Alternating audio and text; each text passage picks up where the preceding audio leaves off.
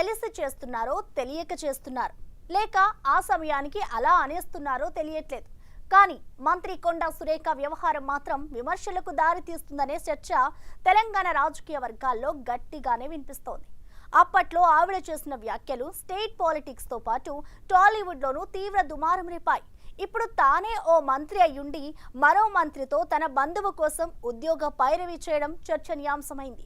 పైగా ఆ పైరవి scene social మీడియాలో వైరల్ అవ్వడంతో ఇటు పార్టీతో పాటు అటు ప్రభుత్వంలోనూ పెద్ద చర్చకే దారితీసిందట.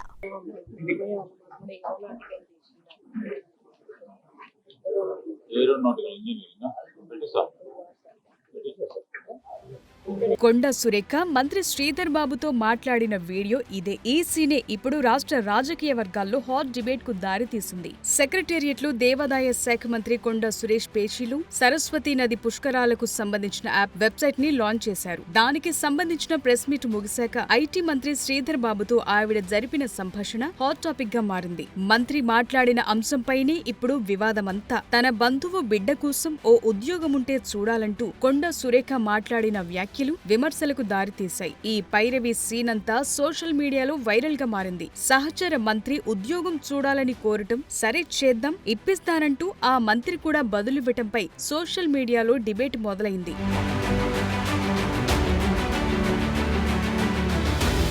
తన అన్నయ్య మనవడు ఏరోనాటికల్ ఇంజనీరింగ్ పూర్తి చేశాడని, ఏదైనా ఉద్యోగం కోసం సిఫారసు చేయాలని కొండా సురేఖ తన సహచర మంత్రి శ్రీధర్ బాబుని కోరారు. ఆయన కూడా సరే అంటూ హామీ ఇవ్వటం క్షణాల్లో జరిగిపోయాయి. ఇదంతా క్యాజువల్ గా జరిగి ఉంటే ఎలాంటి వివాదం లేదు. ఇష్యూ ఇద్దరు మంత్రుల మధ్యలోనే ఉండిపోయేది, బయటకు తెలియకపోయేది. కానీ ఈ సీన్ అంతా అక్కడే ఉన్న కెమెరాలో రికార్డ్ అవటం, ఆ క్లిప్ బయటకు రావటం సోషల్ మీడియాలో వైరల్ అవటంతో వివాదంగా మారింది. ప్రెస్ మీట్ అవగానే మంత్రులు మాట్లాడుకున్నారు. అక్కడ కెమెరాలున్నాయనే కనీస అవగాహన కూడా లేకుండా మంత్రి తన బంధువులకు ఉద్యోగం కావాలి, అందుకు మీ రికమెండేషన్ కావాలని అడగటంపై సోషల్ మీడియా యూజర్లంతా విమర్శలు గుప్పిస్తోన్న పరిస్థితి నెలకొంది. తమకు కూడా ఉద్యోగాలు కావాలని, మంత్రులు సిఫారసు చేయాలని కామెంట్స్ చేస్తున్నారట. ఈ వ్యవహారం కాస్త కాంగ్రెస్ పార్టీలోనూ ప్రభుత్వంలోనూ తీవ్ర చర్చకు దారితీసిందట.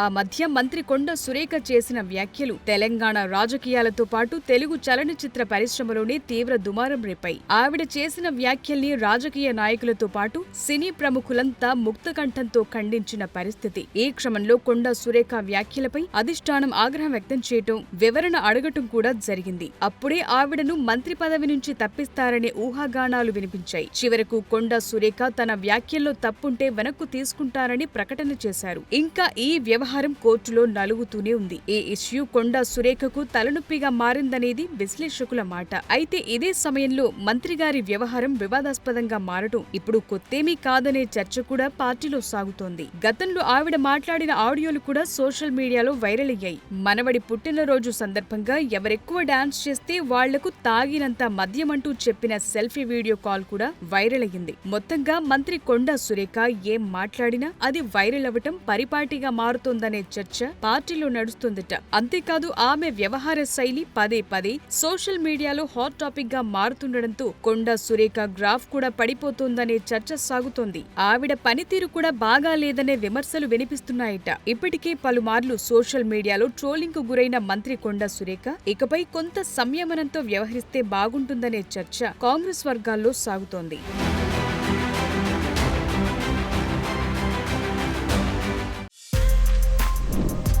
For more videos like this, subscribe Big TV channel.